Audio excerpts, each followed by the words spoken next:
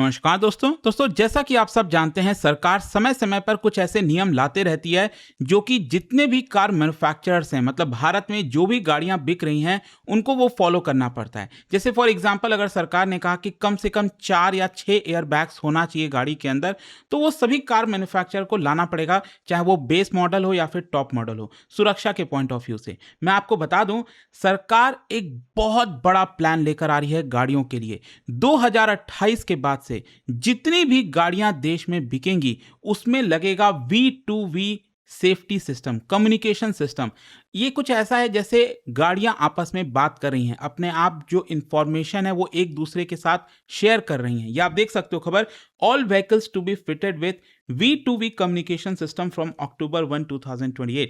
इसको हम डिटेल से समझेंगे कि ये एग्जैक्टली होता क्या है, इससे फायदा क्या होगा। क्योंकि नॉर्मली आजकल आप देखोगे तो गाड़ियों में एडास वाला फीचर आने लग गया है। उससे ये डिफरेंट कैसे है, क्या इससे यहाँ पर और ज्यादा सेफ्टी बढ़ जाएगी, क्या जो एक्सीडेंट है उसकी संख्या कम हो सकती है, वो सब कुछ मैं आपको डिटेल से बताऊंगा। चलिए आगे बढ़ते हैं, लेकिन उससे पहले आप सबको बता दूं, आप में से जो भी लोग यूपीएससी की तैयारी कर रहे हैं, स्टडी आईक्यू के साथ जुड़िए। यहां पर आपको प्रीलिम से लेकर इंटरव्यू तक पूरी तैयारी हम कराते हैं। हमारा जो नया बैच है दोस्तों वो स्टार्ट होने वाला है और इसके अंदर आपको मिलेगा कंप्लीट प्रिपरेशन, मतलब प्रीलिम से इंटरव्यू के साथ साथ मेंटरशिप, रिवीजन, टेस्ट, सब कुछ आपको मिलेगा। और अगर आपको कोई भी डाउट है, प्रॉब्लम है बैच को लेकर, ये फोन नंबर दिया है 092400233293, इस पे कॉल करिए, मेरी टीम आपको अच्छे से गाइड कर देगी।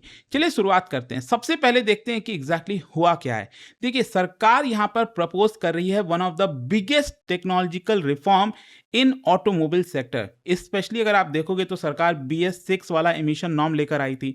इसके अलावा एयर बैग्स का मैंडेटरी कर दिया था सरकार ने सभी गाड़ियों के लिए। तो अभी के लिए क्या है, जो ministry of road transport and highways हैं, जिसके मिनिस्टर साहब हैं नितिन गडकरी जी, उन्होंने ड्राफ्ट नोटिफिकेशन इशू किया है और ये कहा है कि 2028 1 अक्टूबर के बाद भारत में जितनी भी गाड़ियां हैं LMN कैटेगरीज में जो आती हैं, मैं आपको बताऊंगा इसके बारे में, इसमें कौन कौन सी गाड़ियां आती हैं, तो उसके अंदर सभी कार मैन्युफैक्चरर को V2V कम्युनिकेशन सिस्टम, मतलब vehicle to vehicle communication system लगाना पड़ेगा। यह मैंडेटरी करने जा रही है सरकार।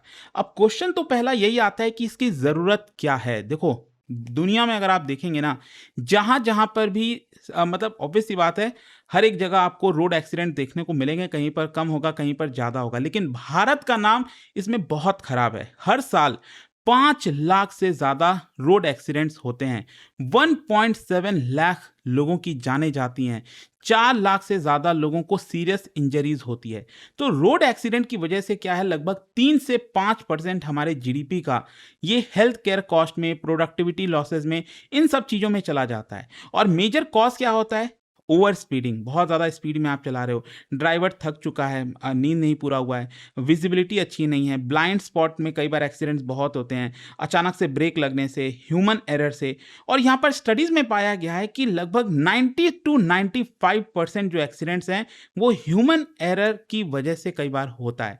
तो आप समझ सकते हो कि अगर इस ह्यूमन एरर को अगर हम हटा दें, खत्म कर दें टेक्नोलॉजी के थ्रू, तो आप इमेजिन करिए कितना कम हो सकता है जो रोड एक्सीडेंट्स हैं। तो गवर्नमेंट का ऑब्जेक्टिव यहां पर यही है कि हम बार बार बात करते हैं कि एक्सीडेंट होने के बाद क्या करना चाहिए, कैसे जानें बचानी चाहिए, लेकिन अब यहां पर सरकार चाहती है कि उस एक्सीडेंट को रोक दिया जाए, वो एक्सीडेंट हो ही ना, ताकि आगे का तो छोड़िए, पहली एक्सीडेंट अगर हम रोक देंगे तो इतनी बड़ी समस्या नहीं होगी। तो उसी के टर्म में आप कह सकते हैं कि जो V2V कम्युनिकेशन है वो बहुत मददगार साबित हो सकता है। अगर आप रोड सेफ्टी का इवोल्यूशन देखोगे ना, तो यहाँ पर फर्स्ट जनरेशन स्टार्टिंग में जब गाड़ियाँ आई थी तो उसके बाद चर्चा ये होती थी कि गाड़ी कितनी मजबूत है, उसका चेसिस कितना स्ट्रांग है, ब्रेकिंग सिस्टम कितना अच्छा है, टायर कितना इंप्रूव है, नहीं है। तो फर्स्ट जनरेशन में कोई मैकेनिकल सेफ्टी की बात होती थी ज़्यादातर, कि व्हीकल फेलियर कम से कम हो, लोगों की जानें बचें। फिर उसके बाद सेकेंड जनरेशन में यहाँ पर जो सीट बेल्ट है, एयर बैग्स हो गया, इन सब की चर्चा होने लगी। थर्ड जनरेशन आते आते यहाँ पर ABS, ट्रैक्शन कंट्रोल, तो इसमें अगेन एक्सीडेंट्स को अवॉइड करने में कोशिश की जाती थी।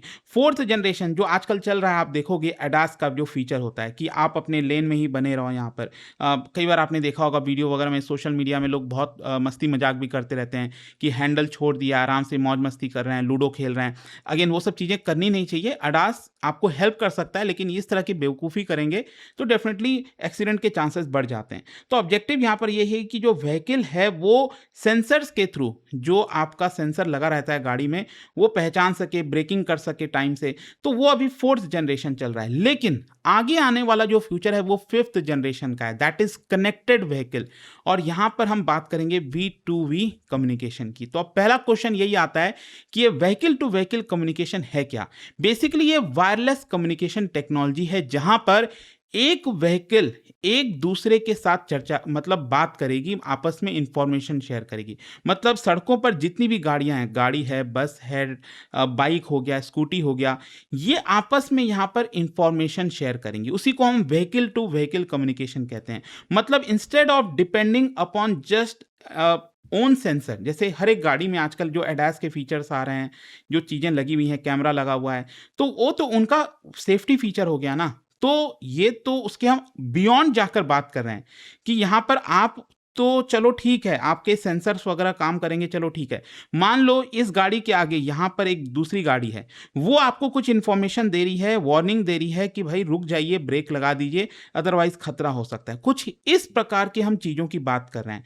मतलब यहाँ पर क्या होगा ना कि एक नेटवर्क ऑफ इंटेलिजेंस व्हीकल बन जाएगा। Vehicle become capable of talking to each other. Communication automatically होगा, ड्राइवर को कोई एक्शन लेने की बहुत ज़्यादा ज़रूरत नहीं पड़ेगी। एंड यहाँ पर हर एक सेकेंड में बहुत सारे कम्युनिकेशन एक साथ होते रहेंगे गाड़ियों के बीच में।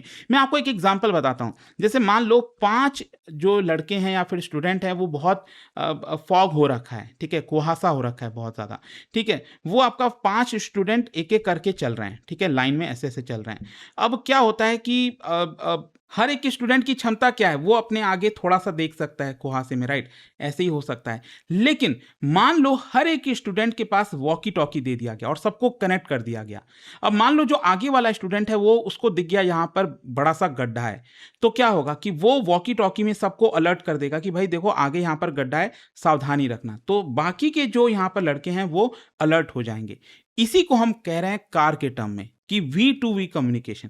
आई होप इस एग्जाम्पल से आपको थोड़ा समझ में आया होगा। अच्छा, यहाँ पर एक क्वेश्चन ये आता है कि जो व्हीकल्स हैं, गाड़ियां हैं आपस में, वो किस प्रकार के इंफॉर्मेशन शेयर करेंगे एक दूसरे से। एक तो अपनी GPS पोजीशन, व्हीकल की स्पीड कितनी है, डायरेक्शन ऑफ ट्रैवल किधर है, मतलब वो गाड़ी किस डायरेक्शन में जा रही है, दूसरी गाड़ी किस डायरेक्शन में, कितना एक्सेलरेशन है, कितना डिसेलरेशन है, स्टेयरिंग एंगल कितना है, ब्रेक का स्टेटस क्या है, मतलब ड्राइवर ने ब्रेक लगाया हुआ है कि नहीं लगाया है, लेन पोजीशन क्या है, कहीं दूसरे लेन में तो नहीं है, व्हीकल का साइज कितना है। मतलब बहुत सारे, मतलब जो व्हीकल्स के सेफ्टी से रिलेटेड जितनी भी जानकारी है, वो ये एक दूसरे के साथ शेयर करेंगी। अब क्वेश्चन ये आता है कि ये वर्क कैसे करेगा। देखो, पहले क्या होगा, जो व्हीकल है वो अपना खुद का इंफॉर्मेशन कलेक्ट करेगा। मतलब मान लो एक गाड़ी है, ठीक है, वो गाड़ी अपना खुद का जो इन्फॉर्मेशन है कि उसकी एग्जैक्ट GPS लोकेशन कहाँ है, व्हील स्पीड सेंसर कितना है, रडार, कैमरा, ये सब कुछ, उन सब के मदद से अपना इन्फॉर्मेशन कलेक्ट करेगा और उस इन्फॉर्मेशन को डेटा, मतलब उसकी प्रोसेसिंग करेगा। जो कंप्यूटर है उसको एक स्टैंडर्डाइज सेफ्टी मैसेज में कन्वर्ट करके आसपास के गाड़ियों में उस मैसेज को शेयर कर देगा। और ये कितने आसपास की गाड़ियों की हम बात कर रहे हैं, बेसिकली 300 मीटर से लेकर 1000 मीटर के बीच में यहाँ पर जो गाड़ियां हैं आसपास, उनके साथ मैसेज शेयर कर देगा। अब क्या होगा कि जो आसपास की गाड़ियां हैं यहाँ पर, उनको मैसेज मिलेगा। अब मान लो यहाँ पर पता चलता है कि जो ये गाड़ी है उसने मैसेज शेयर किया है कि आगे खतरा है, आगे कोई एक्सीडेंट हो रखा है, यहाँ पर स्पीड अपनी स्लो कर दीजिए। तो यहाँ पर डिपेंड करेगा कि आपके गाड़ी में, मतलब जिसके साथ ये इंफॉर्मेशन शेयर हो रही है, उसको अलग अलग लेवल पर वार्निंग प्रोवाइड करेगा। जैसे अगर मान लो खतरा बहुत ज़्यादा नहीं है, तो सिंपली आपका जो स्क्रीन है, डैशबोर्ड है, उसमें दिखा देगा कि ये इस व्हीकल ने आपको बताया है कि यहाँ पर व्हीकल को थोड़ा-सा धीरे कर लीजिए, आगे खतरा हो सकता है, ठीक है? अगर मान लीजिए खतरा ज़्यादा है, तो आपकी गाड़ी तुरंत मतलब मान लो म्यूज़िक चल रहा है, म्यूज़िक रोक कर ऑडियो वार्निंग देगा कि प्लीज़ ब्रेक लगाइए, यहाँ पर खतरा है। और मान लीजिए खतरा बहुत ज़्यादा है, तो उस केस में ऑटोमैटिकली आपकी गाड़ी क्या करेगी, ब्रेक लगा देगी यहाँ पर एडास के मदद से। तो इस तरह से यहाँ पर जो कम्युनिकेशन है वो आस-पास की गाड़ियों में हुआ करेगा। अब मैं आपको कुछ अलग-अलग सिनेरियोज़ में बताता हूँ कि ये चीज़ें कैसे काम करेंगी और आपको एग्ज़ैक्ट इसकी जो बेनिफिट है वो समझ में आ जाएगा। जैसे मान लो अगर मैं कहता हूँ कि आप एक मान लो एक बड़ा-सा ट्रक है यहाँ पर, ट्रक चल रहा है, राइट? आपकी गाड़ी इस ट्रक के पीछे है। जस्ट इमेजिन करके देखिए। और यहाँ पर क्या होता है कि आपके आगे इस ट्रक के आगे और 3 छोटी-छोटी गाड़ियाँ हैं, ठीक है? अब पता चलता है कि जो सबसे आगे वाली गाड़ी है उसने अचानक से ब्रेक लगा दिया, ठीक है?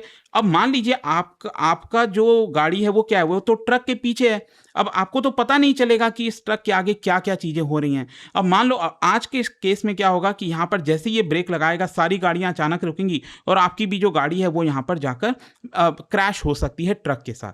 तो ये आज के डेट में सिनेरियो होता है। लेकिन अगर मान लो ये V2V कम्युनिकेशन हो रहा है, तो सामने वाली गाड़ी तुरंत आपके डैशबोर्ड में इंफॉर्मेशन दे देगी, आपको प्रोवाइड कर देगी कि तुरंत ब्रेक लगा है और आपकी भी गाड़ी ऑटोमेटिकली यहाँ पर ब्रेक लगा देगी, ताकि आपकी गाड़ी ट्रक के साथ कोलाइड ना करे। तो एक तो ये बेनिफिट हो गया। दूसरा एक और इंटरेस्टिंग चीज़ बताता हूँ, जैसे ब्लाइंड कर्व होते हैं कई बार, जैसे कि माउंटेन्स पर, एंड मुझे लगता है कि सबसे ज़्यादा बेनिफिट इसका यहीं पर होने वाला है। अक्सर आपने भी देखा होगा, आप में से जितने भी लोगों ने माउंटेन पर ड्राइव किया होगा, जैसे मान लो ऐसा कर्व है यहाँ पर, आप इधर से जा रहे हो, उधर से कोई सामने वाली गाड़ी आ रही है और कर्व होता है, तो नॉर्मली क्या करते हैं लोग, हॉर्न बजाते हैं खूब तेज-तेज कि भाई हम इधर से आ रहे हैं, सामने वाला भी हॉर्न बजाता है। लेकिन कई बार लोग हॉर्न नहीं बजाते हैं। मतलब होता है ना कई बार कि आपको पता नहीं चलता है। तो अब मान लीजिए V2V कम्युनिकेशन हो रहा है, तो आपको पहले ही पता चल जाएगा कि भाई यहाँ से एक गाड़ी आ रही है, आप अपनी गाड़ी को स्लो कर दीजिए। तो जस्ट इमेजिन करके देखो इस तरह के ब्लाइंड कर्व पर कितना ज़्यादा फ़ायदा होने वाला है V2V कम्युनिकेशन का। फिर उसी प्रकार से डेंस फॉग, मतलब नॉर्मली जो है आपके सामने क्या है वैसे ही कम दिखता है फॉग के समय, कोहरा के समय, लेकिन आपके सामने बहुत सारी गाड़ियाँ चल रही हैं, वो आपको इन्फॉर्मेशन लगातार दे रही हैं यहाँ पर, राइट? फिर उसके अलावा एक और जैसे एम्बुलेंस हो गया, इमरजेंसी सर्विसेज होंगे। कई बार क्या होता है कि जैसे मैं भी जा रहा हूँ, कोशिश यही रहती है कि आस-पास अगर कोई एम्बुलेंस या फिर कोई भी पुलिस की इमरजेंसी गाड़ी जा रही है, तो हम उसको रास्ता दें। लेकिन कई बार अचानक से ध्यान नहीं आता है कि क्या पीछे कोई गाड़ी है, अगर वो सायरन बज रहा है तेज से, तब तो चलो पता चल जाता है, हम साइड हो जाते हैं। लेकिन यहाँ पर अगर वो एम्बुलेंस काफ़ी दूर है, आपको सायरन सुनाई नहीं दे रहा है, लेकिन पहले ही आपको मैसेज आ जाएगा कि पीछे एक एम्बुलेंस आ रही है या फिर इमरजेंसी गाड़ी आ रही है, आप अपनी गाड़ी को साइड कर दो। तो इससे होगा क्या कि एम्बुलेंस जो है उसको लगातार खाली रास्ता मिलता जाएगा और वो आगे जाती जाएंगी। हाँ, अगेन यहाँ पर सिविक सेंस की बात आ जाती है कि लोगों को पता भी चल जाए भारत में, तो फिर भी वो साइड नहीं करते। उनके पीछे एम्बुलेंस खड़ी हुई है, सायरन बज रहा है, लेकिन कई बार लोग नहीं करते हैं, क्या कर सकते हैं? तो अगेन वो सारी चीज़ें अलग है, लेकिन एटलीस्ट इससे फ़ायदा होगा। इसके अलावा रॉन्ग वे ड्राइवर, कई बार मतलब बेवकूफ़ी होती है एक्सप्रेसवे पे, इतने अच्छे-अच्छे हाईवेज़ आजकल हैं, तो वहाँ पर भी सामने से कुछ लोग जो है कुछ गलत रास्ते से आ रहे होते हैं और कई बार सामने से टक्कर हो जाती है। मुझे याद है एक एक पता नहीं स्कूल बस का और एक गाड़ी का बहुत ही खतरनाक टक्कर हुआ था। जो मेरठ वाला हाईवे, दिल्ली से मेरठ वाला हाईवे, मतलब बहुत ही मतलब दर्दनाक हादसा था वो। किस तरह से आपस में सामने-सामने भिड़ गए थे, राइट? तो ये क्यों करना है? तो अगेन इससे आपको पहले वार्निंग मिल जाएगी अगर V2V कम्युनिकेशन होगा। आई होप आप समझ गए होंगे कि ये कितना ज़्यादा फ़ायदेमंद हो सकता है। अच्छा, यहाँ पर अभी भी कई लोग सोच रहे होंगे कि इसमें और ADAS में क्या डिफरेंस है। देखो, ADAS क्या करता है, कैमरे का इस्तेमाल करता है, राइट? सामने क्या हो रहा है, रडार का इस्तेमाल करता है। यहाँ पर क्या है, ये गाड़ियाँ आपस में कम्युनिकेट करती हैं, वायरलेस सिग्नल का इस्तेमाल करती हैं। जो आपका ADAS है वो लिडार का इस्तेमाल करता है, ये डिजिटल मैसेजेस का इस्तेमाल करता है। यहाँ पर जो ADAS फीचर है वो आसपास के ऑब्जेक्ट को ऑब्जर्व करती है। यहाँ पर क्या है कि आपकी जो आसपास के व्हीकल हैं वही आपको रिपोर्ट देती रहती हैं। यहाँ पर ADAS में विजिबिलिटी लिमिटेड है। जैसे मैंने आपको ट्रक का एग्जांपल बताया, सामने आपके बड़ी सा ट्रक है तो उसके आगे थोड़ी आपको पता चल पाएगा, लेकिन V2V वाले में आपको पता चल जाएगा क्योंकि व्हीकल्स कनेक्टेड हैं। तो देखो, ये मैं ये नहीं कह रहा हूँ कि ये बेहतर है या ये बेहतर है, दोनों की आवश्यकता है। ADAS और V2V दोनों आपस में एक दूसरे को कॉम्प्लीमेंट करेंगे। इनफैक्ट V2V आने की वजह से जो ADAS का फीचर है वो और ज़्यादा इफेक्टिव हो जाएगा और ज़्यादा यहाँ पर सेफ्टी बढ़ जाएगी। तो ये कमाल की चीज़ होने वाली है। अच्छा, यहाँ पर एक चीज़ मैं आपको बता दूँ, इसमें टेक्नोलॉजी कौन सी इस्तेमाल हो रही है। बेसिकली ये जो कम्युनिकेशन हो रहा है ना आपस में गाड़ियों के बीच में, उसमें 2 मेजर कम्युनिकेशन टेक्नोलॉजी है। एक तो है डेडिकेटेड शॉर्ट रेंज कम्युनिकेशन। इसमें क्या होता है कि डायरेक्ट कम्युनिकेशन होता है, मोबाइल टावर की ज़रूरत नहीं पड़ती है। यहाँ पर बेसिकली लिमिटेशन यही है कि बहुत ही छोटे रेंज में कम्युनिकेशन होता है। लेकिन जो सबसे मेजर जिस चीज़ का इस्तेमाल होगा वो होगा सेलुलर, जो आपके मोबाइल फ़ोन में सिम होता है ना 4G, 5G, और 5G वगैरह के विस्तार की वजह से यहाँ पर कवरेज और ज़्यादा बढ़ने वाला है। मतलब जो व्हीकल्स हैं वो दूर तक भी आपस में कम्युनिकेट कर पाएँगी, फास्टर कम्युनिकेशन होगा। तो मोस्ट प्रोबेबली इससे ज़्यादा यहाँ पर गाड़ियाँ कनेक्टेड रहेंगी। अब जैसा मैंने आपको बताया कि कौन-कौन से व्हीकल्स इसके अंदर मैंडेटरी कवर किए जाएँगे, जैसे एल, एम और एन कैटेगरी। एल का मतलब होता है, एल कैटेगरी में जो 2 व्हीलर्स हैं, जो 3 व्हीलर्स हैं, जैसे मोटरसाइकिल, स्कूटर, ऑटो रिक्शा, तो ये सब कवर्ड होंगे। एम कैटेगरी में पैसेंजर व्हीकल आते हैं, कार्स हो गई, एसयूवी हो गया, वैन्स हो गया, बसेस हो गया, तो वो इसके अंदर। एन कैटेगरी में जो जिसमें सामान जाता है, गुड्स व्हीकल, ट्रक हो गया, लॉरीज़ हो गई, डिलीवरी व्हीकल्स हो गए, तो ये सब कनेक्टेड होंगे। तो ये सभी कैटेगरीज़ के गाड़ियों को आपस में कनेक्ट किया जाएगा, मतलब कि वीटीवी कम्युनिकेशन इसके अंदर मैंडेटरी किया जाएगा 1 अक्टूबर 2028 से। अच्छा, इससे बेनिफिट वही अगेन आपको पता ही चल गया होगा कि एक्सीडेंट कम होगा, लोगों की मृत्यु कम होगी, ट्रैफिक फ्लो बेटर होगा, ट्रैफिक कंजेशन कम होगा, फ्यूल कंजम्पशन बेटर हो सकता है, कार्बन एमिशन कम होगा, यहाँ पर इमरजेंसी रिस्पॉन्स अच्छा आ सकेगा, स्मार्ट सिटी इंटीग्रेट हम कर सकेंगे। बहुत सारे बेनिफिट है, लेकिन साथ ही साथ चैलेंजेस भी हैं। इतना आसान नहीं होने वाला। देखो, एक तो कॉस्ट बहुत बढ़ जाएगी। इस टेक्नोलॉजी को अगर फिट करना है गाड़ी के अंदर, तो अगेन ध्यान रखिएगा कि इससे जो आप गाड़ी परचेस कर रहे हो, ऑलरेडी अगर आप देखोगे तो गाड़ियों के दाम वैसे ही बहुत महंगे हो गए हैं आजकल। मतलब आज के डेट में 12, 14, 15 लाख से कम तो कोई मतलब अब गाड़ी बची नहीं है कोई अच्छी। अगर आप गाड़ी देखो मतलब और सेफ्टी वाइज अगर हम देखें, 10-12 लाख से कम तो कोई गाड़ी आती ही नहीं है। ठीक है, पहले तो काफ़ी सस्ती फिर भी मिल जाती थी, लेकिन अब इससे और ज़्यादा कॉस्ट बढ़ सकता है। साइबर सिक्योरिटी का भी खतरा हो सकता है, क्योंकि कम्युनिकेशन की हम बात कर रहे हैं यहाँ पर। प्राइवेसी का भी खतरा हो सकता है यहाँ पर, स्पेशली स्टैंडर्डाइजेशन, क्योंकि हर एक मैन्युफैक्चरर अपने हिसाब से गाड़ी बनाता है। तो क्या हर एक टाइप की गाड़ियाँ आपस में हम ये कम्युनिकेशन कर पाएंगे अच्छे से? और स्पेशली भारत में पुरानी गाड़ियाँ बहुत हैं। मतलब आप 2028 से लागू तो कर दोगे, लेकिन अभी इसको पूरी तरह से इम्प्लीमेंट होने में, आई होप आप समझ पा रहे हो, कितना लंबा समय लग जाएगा, क्योंकि अभी तो पुरानी गाड़ियां ही चल रही हैं, उसमें तो फिटेड है नहीं है। तो देखते हैं किस तरह से चीजें आगे बढ़ती हैं। बट आई होप कि पिछले 2-3 दिनों से ये V2V कम्युनिकेशन के बारे में जो चर्चा चल रही थी इतनी ज्यादा, वो आपको समझ में आ गया होगा। और जाने से पहले एक बहुत ही इंटरेस्टिंग क्वेश्चन, सरकार ने फेम स्कीम लॉन्च किया था, क्या बता सकते हो ये किस चीज से रिलेटेड है? इसका राइट आंसर आप सब जानते हैं, मेरे इंस्टाग्राम पर तो मिलेगा ही, वहां पर अगर आप नहीं हो कोई बात नहीं, टेलीग्राम से ले सकते हैं इसका सही उत्तर। और दोस्तों, जैसा मैंने आपको बताया, अगर आप यूपीएससी की तैयारी करें, स्टडी IQ के साथ जुड़िए। यहाँ पर प्रीलिम से लेकर इंटरव्यू तक पूरी तैयारी आपको कराई जाती है। कोई भी यहाँ पर मेंटरशिप चाहिए, टेस्ट सीरीज, रिवीजन, सब कुछ आपको मिलेगा। और अगर आपको कोई डाउट है, प्रॉब्लम है बैच को लेकर, ये फोन नंबर यहाँ पर दिया है, इस पे कॉल कर सकते हैं। यूज करिए कोड अंकित लाइव मैक्सिमम डिस्काउंट के लिए। स्टडी IQ IAS, आपका सिलेक्शन हमारा मिशन।